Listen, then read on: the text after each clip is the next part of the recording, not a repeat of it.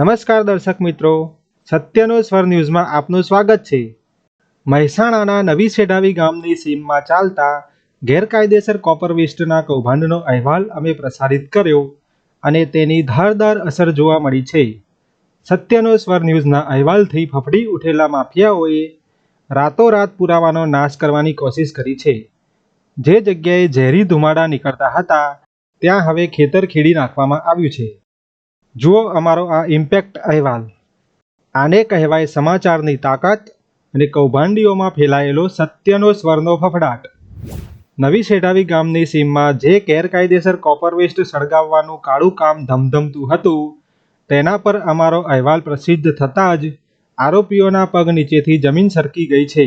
પહેલાં જ્યાં ઝેરી કચરાના ઢગલા હતા ત્યાં આજે સ્થિતિ બદલાઈ ગઈ છે। અહેવાલના પ્રસારણ બાદ પકડાઈ જવાની બીકમાં આરોપીઓએ રાતોરાત તમામ મુદ્દામાલ જગ્યા પરથી હટાવી લીધો છે।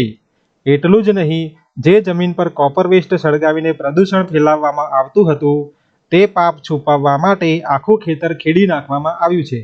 હવે સવાલ એ થાય છે કે જો આ પ્રવૃત્તિ કાયદેસર હતી તો રાતોરાત કચરો કેમ ગાયબ થયો? કેમ ખેતર ખેડવાની જરૂર પડી? આ બાબત જ સાબિત કરે છે કે અહીં મોટા પાયે ગેરકાયદેસર કામકાજ ચાલી રહ્યું હતું। તંત્ર પહોંચે તે પહેલાં જ કૌભાંડીઓએ પુરાવા મિટાવવાનો પૂરો પ્રયાસ કર્યો છે।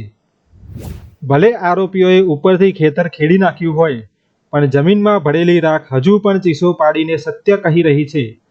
સત્યનો સ્વર ન્યૂઝ મહેસાણાના જિલ્લા કલેક્ટર અને જીપીસીબીને સવાલ પૂછે છે, શું પુરાવા મિટાવ્યા બાદ આ તત્વો બચી જશે કે પછી તંત્ર ઊંડી તપાસ કરીને જમીન માલિક અને કોપર વેસ્ટ મોકલનાર માફિયાઓ સુધી પહોંચશે?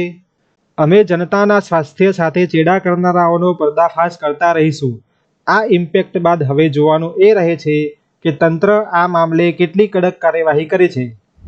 વધુ સમાચારો માટે જોડાયેલા રહો અમારી સાથે, સત્યનો સ્વર સાથે। આભાર।